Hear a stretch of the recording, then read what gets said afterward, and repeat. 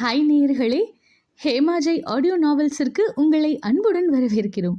இதுவரை எழுத்து வடிவில் உங்கள் மனங்களை மையல் கொண்ட கதைகள் இனி செவி வழி தென்றலாய் உங்களை மகிழ்விக்க வருகிறது ஆடியோ வடிவில். கேட்டு மகிழுங்கள்.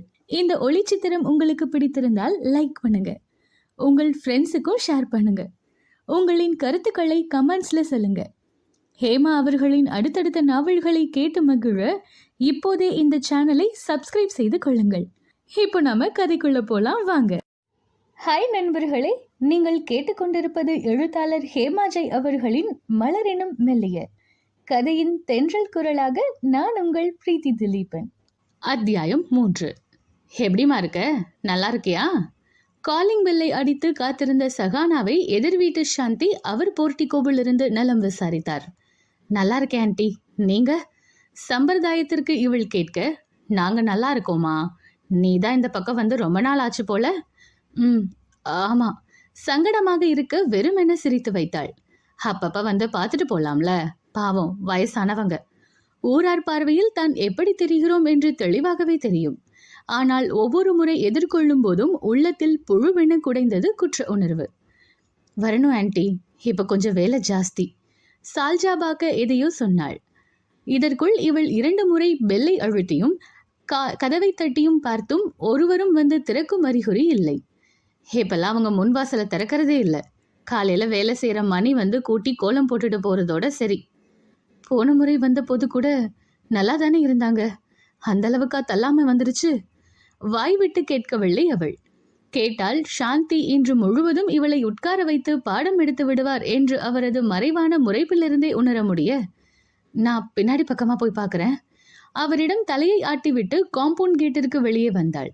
வீட்டின் இடது மூலையை ஒட்டி சந்தாக பிரிந்த பாதையில் சின்ன இரும்பு கதவை தள்ளி கொள்ளையில் நுழைந்தவளை பாழ்பட்டு கிடந்த தோட்டம் வரவேற்றது.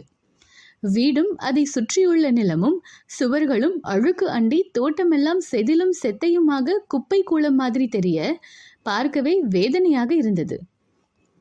அவள் பிறந்த வீடு இதுதான். 6 வயதிற்கு மேல் விவரம் தெரியும் வரை வளர்ந்ததும் இங்கேதான். இவளும் பக்கத்து வீட்டு வின்சென்ட்டும் லெவியும் ஓடியாடி காயா பழமா சண்டை போட்டு கூடி திரிந்ததெல்லாம் இந்த வெளியில்தான். அப்பொழுதெல்லாம் இதே தோட்டத்தில் மனை போட்டு இலை போடலாம். அவ்வளவு துப்புரவாக இருக்கும். மாமரமும் முருங்கையும், சுவர் ஓரமாக 2 தென்னை மரங்களும், 2ற்கும் இடையே கொழும்பிச்சை எலும்பிச்சை கன்றுகளுமாக. வார இறுதியில் இவர்கள் பட்டாளத்திற்கு வேலையே பாத்தி கட்டுகிறேன் என்ற பெயரில் மண்ணை குழைத்து சகதியில் விளையாடுவதும், வாரம் ஒரு முறை உரம் வைக்க வரும் முருகையனோடு வால் பிடித்து சுற்றுவதும் தான். இப்போதோ தென்னை மட்டைகள் ஆங்காங்கே உதிர்ந்து கிடக்க, மாமர இலைகளின் அடைசல்களில் பூச்சி பூரான் இருந்தால் கூட தெரியாது. பார்த்து பார்த்து கால் வைத்து நடந்தவள் கிச்சன் ஜன்னல் வழியே எட்டி பார்க்க கங்கா சமையலறை தாண்டி ஸ்டோரும் வாசலில் படுத்திருப்பது தெரிந்தது. கதவை மெல்ல திறந்தபடி, பெரியம்மா. இவள் அருகே செல்ல தலைக்கு அண்டை கொடுத்து படுத்திருந்தவர் கையை ஊன்றி நிமிர்ந்து பார்த்தார். உள்ளே இருளாக இருக்க உடனே யாரென்று புரியவில்லை போல கையை குவித்து முகத்தில் வந்து விழுந்த வெளிச்சத்தை மறைத்தவாறு ஊன்றி பார்த்தவர், வாமா, வா வா. நொடியில் அந்த முதிய வதனமெங்கும் புன்னகை ரேகைகள். எப்படி இருக்கீங்கம்மா?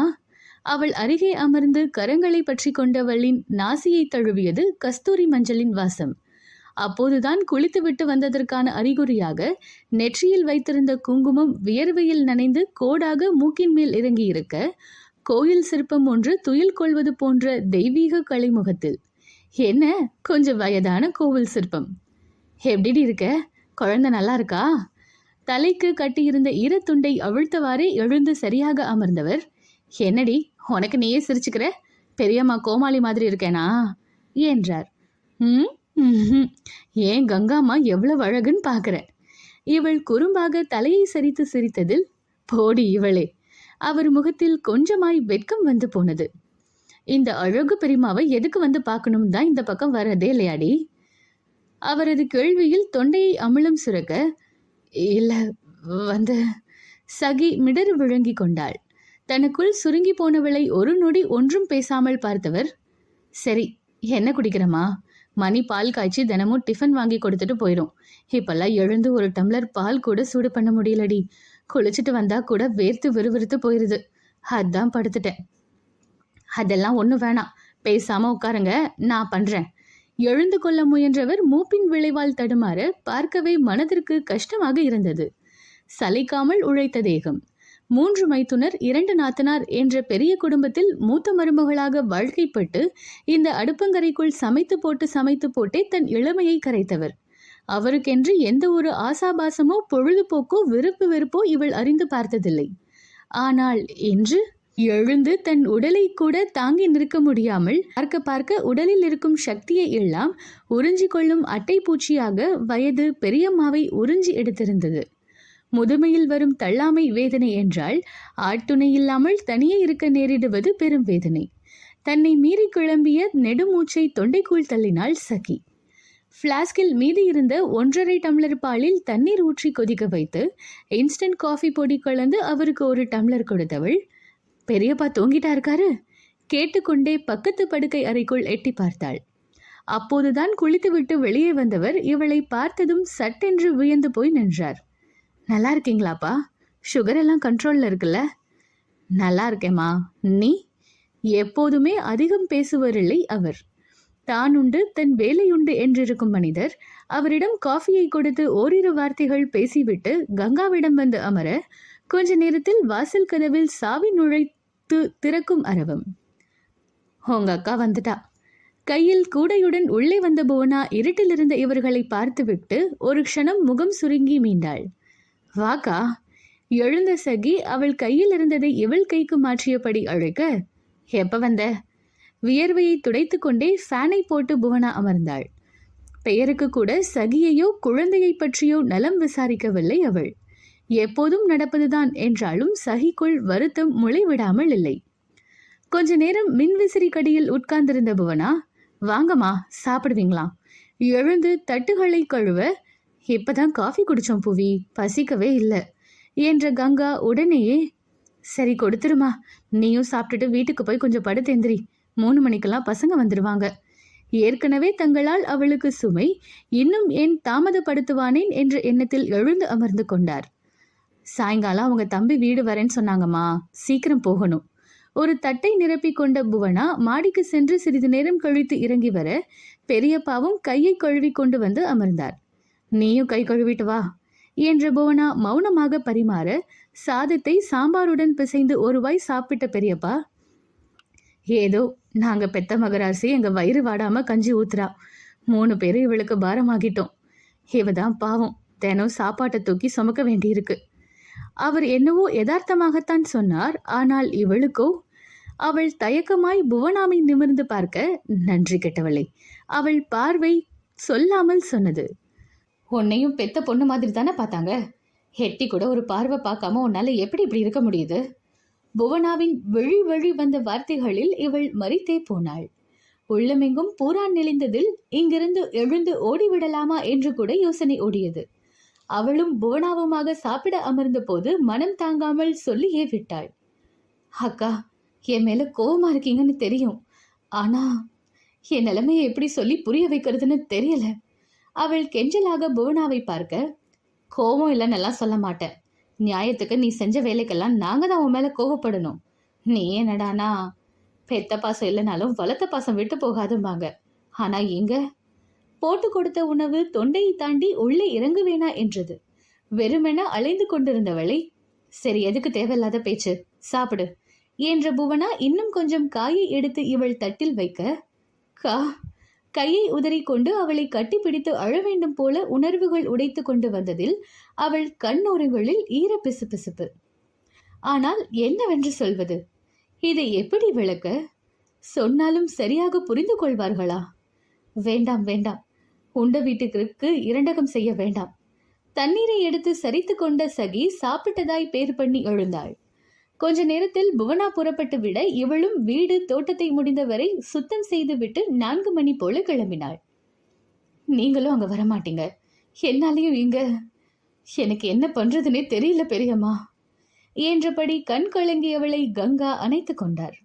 அவ ஏதோ சொல்றான்னு கோச்சுக்காதடி, மனசு தாங்காம பேசுறா. உனக்கு என்னமோ எங்க மேல வருத்தம் இருக்கு, என்னன்னு தான் தெரியல. இருக்கட்டும், பரவாயில்ல, எங்களை பத்தி கவலைப்படாம நீ நல்லா இரு, குழந்தைய நல்லபடியா பாத்துக்க, எப்ப முடியுதோ அப்பவா போதும். பாசமாய் பேசியபடியே அவள் நெற்றியில் திருநீர் வைத்துவிட அவரை இறுக்கமாக கட்டி கொண்டவள் அதைவிட இறுக்கமாக முத்தம் ஒன்றை அவர் கன்னத்தில் பதித்தாள். ஐ எம் சாரிம்மா. இவள் தழுதழுத்ததில், சி சும்மாரடி மக்கு. அவள் கண்ணம் கிள்ளி தானும் முத்தமிட்டவர், மேல பெரியவரை பார்த்து ஒரு வார்த்தை சொல்லிட்டு போ என்று சொல்ல சகி மாடி ஏறினாள். படி ஏற ஏற உள்ளுக்குள் என்னவோ செய்தது. தொண்டைக்கும் வயிற்றுக்கும் உருவமில்லா ஏதோ ஒன்று உருளுகிற மாதிரி. முகத்தை இயல்பாக வைத்தபடி இவள் அவரது அறைக்கு செல்ல, ஏதோ செய்தி பார்த்து கொண்டிருந்த சந்திரசேகர் இவளை கண்டதும் மகிழ்ச்சியாக சிரித்தார். 70 வயதுக்கு இன்னும் இளமையாக தெரியும் தோற்றம். வீட்டில் இருந்தாலும் கூட நேர்த்தியான உடை அணிந்து, ஆஜானுபாகுவான உயரம், கிளீன் ஷேவ் செய்து பளிச்சென்று மிடுக்காக இருந்த முகம். தாராளமாக வயதில் 20 வருடத்தை குறைத்து விடலாம். நெற்றி சுருக்கமும் காதோர வழுக்கையும் இடுக்கிய கண்களும் மட்டுமே அவர் வயதை பறைசாற்று முயன்று கொண்டிருந்தன. அட, யார் இது? எங்க சகானாவா இது? எப்ப வந்த? புவனா கூட நீ வந்ததை சொல்லலையே. உற்சாகமாக நலம் விசாரித்தவர் இவள் கைகளை பிடித்து அருகே அமர வைத்துக் கொண்டார். மத்தியானம் வந்துட்டேன், இப்போ கிளம்ப போறேன், அதான் சொல்லிட்டு போகலாம்னு வந்தேன். சோஃபாவில் பட்டும் படாமலும் உட்கார்ந்திருந்த சகி, சரி நான் வரேன். அடுத்த நிமிடமே எழுந்து கொள்ள, வந்த உடனே கிளம்புறியே, என் கூட கொஞ்ச நேரம் இருக்கலாம்ல. அவர் குரல் ஏக்கமாக வந்ததில் இன்னும் இங்கிருந்தால் நிச்சயம் உடைந்து விடுவோம் என அவளுக்கு தெளிவாக தெரிந்தது. இல்ல, ரொம்ப நேரம் ஆயிடுச்சு, இதுக்கு மேல டிராபிக்கும் ஜாஸ்தி ஆகிடும். இவள் புறப்பட்டு விட்டாள். அவளுடன் வெளியே வந்தவர், இந்த வீட்டு ராஜகுமாரி நீ இப்ப இப்படி கஷ்டப்படுறியேம்மா. கண்கள் கலங்கியபடி அவள் தோளை பிடித்து கூடவே நடக்க ஆரம்பிக்க, நான் கஷ்டப்படுறேன்னு யாரு சொன்னாங்க? இப்பதான் சந்தோஷமா இருக்கேன், என்ன நினைச்சு நீங்க ரொம்ப கவலைப்படாதீங்க. இவள் கண்கள் விரிய சிரித்தாள். விடை பெற்று படிகளில் இறங்க இறங்க படபடத்து தழும்பியது நெஞ்சம். இதே மாடி வளைவில் இவர்கள் இருவருமாக எத்தனை நாட்கள் ஓடி விளையாடி இருக்கிறார்கள், வயது வித்தியாசம் இல்லாமல். ஊஞ்சல் கட்டி கொடுப்பது முதல் மரம் ஏற கற்றுக் கொடுத்தது வரை, மாடியில் காற்றாடி விடுவது முதல் அணில் கடித்த கொய்யாவை கிளை கிளையாக தேடுவது வரை, எவ்வளவு விளையாட்டு, எத்தனை கொண்டாட்டம். புவனா எப்பொழுதுமே ஒரு புத்தக புழு. அதோடு இருவருக்கும் இடையே வயது வித்தியாசமும் அதிகம்.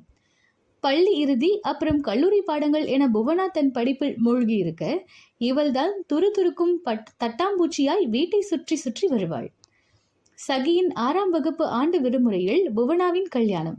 அதற்கு பிறகு ஒற்றை குழந்தைக்கு கிடைக்கும் சொகுசை அனுபவித்தபடி இவள் வளைய வர, அது ஒரு காலம். உலகம் புரியாத வெள்ளை உள்ளத்துடன் தன்னை மீறி கிளம்பிய பெருமூச்சை அடக்கியவள் கீழே காத்து நின்ற பெரியம்மாவிடம் சொல்லிக்கொண்டு வேகமாக வண்டியை கிளப்பினாள். நீங்க தானே நம்பிக்கையா சொன்னீங்க மேடம், இப்ப இப்படி சொன்னா எப்படி? சஹானாவின் பரிதவிப்பை கண்ட அந்த மூத்த வழக்கறிஞர் புன்னகைத்தார். சட்டம் அனுமதிக்கிறத மட்டும்தான் என்னால செய்ய முடியும் சஹானா. 2 பக்கமும் எந்த அப்ஜெக்ஷனும் இல்லாத பட்சத்துல சுலபமா முடியக்கூடிய விஷயம்தான். ஆனா உங்க விஷயத்துல அப்படி இல்லையே. நேரத்தை கவனித்தபடியே அவர் இவளிடம் பேச, வாங்கி இருந்த நேரம் முடிந்ததை உணர்ந்த சகி, கொஞ்சம் பாருங்க மேடம், டாக்குமெண்ட்ஸ் கிளியர் ஆயிடுச்சுன்னா நிம்மதியா இருப்பேன். மீண்டும் ஒரு முறை வேண்டியபடி எழுந்து கொண்டாள். டெல்லியிலும் சென்னையிலுமாக பறந்து பறந்து வாதாடுபவருக்கு இவளுடைய விஷயம் எல்லாம் ஜுஜுபி. அவருடைய பிரையாரிட்டி லிஸ்டிலேயே இது இருக்காது என்றெல்லாம் இவளுக்கு புரியாமல் இல்லை. பவியின் கணவர் சிபாரிசு செய்ததால் தான் கிரிமினல் லாயராக இருப்பவர் ஃபேமிலி லாவை கவனிக்க முன் வந்ததே. ஒன்றும் பிரச்சனை இருக்காது, உங்க டீட்டெயில்ஸ் பேப்பர்ஸ் எல்லாம் என்னோட ஜூனியர்ஸ் கிட்ட கொடுத்துட்டு போங்க, லீகலா என்ன செய்யணுமோ செஞ்சு சீக்கிரம் சால்வ் பண்ணிக்கலாம். இவரே தான் கொஞ்ச நாட்களுக்கு முன்பு நம்பிக்கையாக சொல்லி இருந்தார். ஆனால் இப்போது சட்டம் என்பது இருட்டறை மட்டுமல்ல, எப்போது வேண்டுமானாலும் யாருக்கு எதிராகவும் திரும்பக்கூடிய இருமுனை கத்தியும் கூட என்பதை அவள் அறிவாள். எனினும் தான் எவ்வளவு எளிதாக நினைத்த விஷயம் இப்படி இழுத்து கொண்டே செல்வதில் பலத்த ஏமாற்றம் சூழ்ந்தது. சாட்சிக்காரன் காலில் விழறதை விட சண்டைக்காரன் காலில் விழுந்துட்டு போயிடலாம். நேரா பேசுறதை விட்டுட்டு இதெல்லாம் என்னத்துக்கு? தேவி புலம்பும் நேரங்களில் நோ, அந்த சண்டைக்காரனை நினைத்தாலே நெவர். வீம்பு முண்டுவதில் அதெல்லாம் ஒன்றும் வேண்டாமா, பார்த்துக்கலாம், இவள் வீராவேசமாக சொல்லுவாள். ஆனால் இவளுக்கு சாதகமாக இன்னும் ஒன்றை பேப்பர் கூட நகர்ந்த பாடில்லை. காலை போக்குவரத்தின் சந்தடி வடிந்து நெரிசலில்லா சாலையில் பயணிக்கும் சுகத்தை அனுபவிக்க முடியாமல் உள்ளுக்குள் பிராண்ட, ச்சே என்ன நாள் இது, ஏற்கனவே பாரம் ஏறி இருந்த அந்த நாளின் சுமை இன்னும் கூடி இருந்ததில் வெறுப்புடன் ஆக்சிலேட்டரை முடுக்கினாள் சக்கி. இனி அடுத்த அத்தியாயத்தில் காணலாம். இந்த கதை உங்களுக்கு பிடித்திருந்தால் லைக் பண்ணுங்க, ஷேர் பண்ணுங்க, உங்கள் கருத்துக்களை கீழே கமெண்ட்ஸ்ல சொல்லுங்க. கதையை தொடர்ந்து கேட்க ஹேமாஜை ஆடியோ நாவல்ஸ் எனும் யூடியூப் சேனலுக்கு சப்ஸ்கிரைப் பண்ணுங்க. மீண்டும் சந்திப்போம். நன்றி.